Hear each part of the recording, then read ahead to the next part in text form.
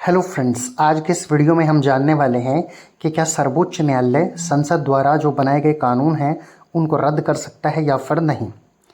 इस सवाल पर हम आज इस वीडियो में चर्चा करने वाले हैं। तो इस सवाल का उत्तर भी मैं आपको दूंगा और बताऊंगा कि कैसे इन कानूनों को रद्द किया जा सकता है। सबसे पहले इस सवाल का आंसर करते हैं कि क्या सर्वोच्च न्यायालय संसद द्वारा बनाए गए कानूनों को रद्द कर सकता है। तो इसका जवाब है हाँ।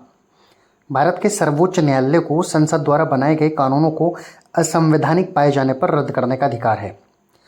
ये शक्ति न्यायिक समीक्षा के सिद्धांत पर आधारित है, जो भारतीय संविधान की एक प्रमुख विशेषताओं में से है।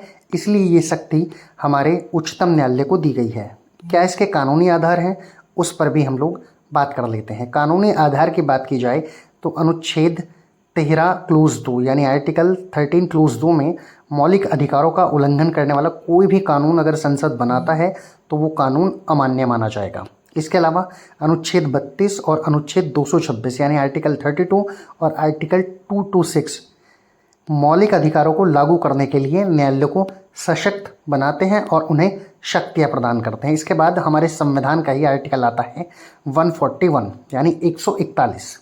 इसमें सर्वोच्च न्यायालय के निर्णय सभी न्यायालयों पर बाध्यकारी होते हैं। इस अनुच्छेद में ये कहा गया है, यानी सर्वोच्च न्यायालय को यहाँ भी पावर दी गई है। अब जानते हैं कि सर्वोच्च न्यायालय किसी कानून को कब रद्द कर सकता है, यानी कि सुप्रीम कोर्ट किसी कानून को कब रद्द कर सकता है। सुप्रीम कोर्ट किसी कानून को अमान्य या असंवैधानिक घोषित कर सकता है यदि ये मौलिक अधिकारों का उल्लंघन करता हो, जो कि संविधान के भाग 3 में मौलिक अधिकार दिए गए हैं। उन अधिकारों का यदि उल्लंघन होता है तो कानून को रद्द कर देगा। यह संसद की जो विधायी क्षमता है उससे परे कोई कानून पास होता है, यानी 7वीं अनुसूची में शक्तियों का विभाजन दिया गया है, उनका यदि कोई उल्लंघन होता है तब भी उस कानून को सुप्रीम कोर्ट निरस्त कर सकता है।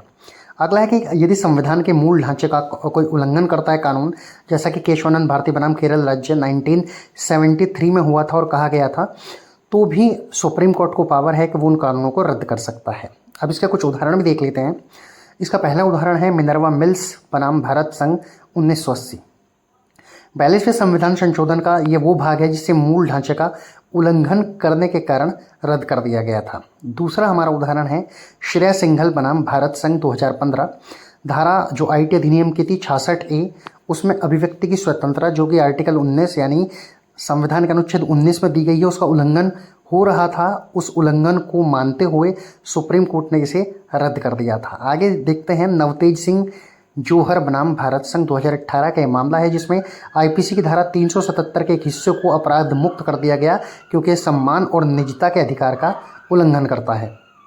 इसी कड़ी में अगला उदाहरण है जोसेफ शैन बनाम भारत संघ। ये भी 2018 का मामला है, जिसमें आईपीसी की धारा 497 जिसमें व्यभिचार दिया गया था उसको असंवैधानिक और भेदभावपूर्ण मानते हुए रद्द कर दिया गया था। तो ये मैंने उदाहरण भी बताई कि कब कब माननीय उच्चतम न्यायालय यानी भारत के सुप्रीम कोर्ट ने संसद द्वारा बनाए गए कानूनों को रद्द किया है। मैंने आपको बताया कि सुप्रीम कोर्ट को पावर है कि वो संसद के द्वारा बनाए गए कानूनों को रद्द कर सकता है। तो आशा करता हूँ कि वीडियो आपको पसंद आया होगा।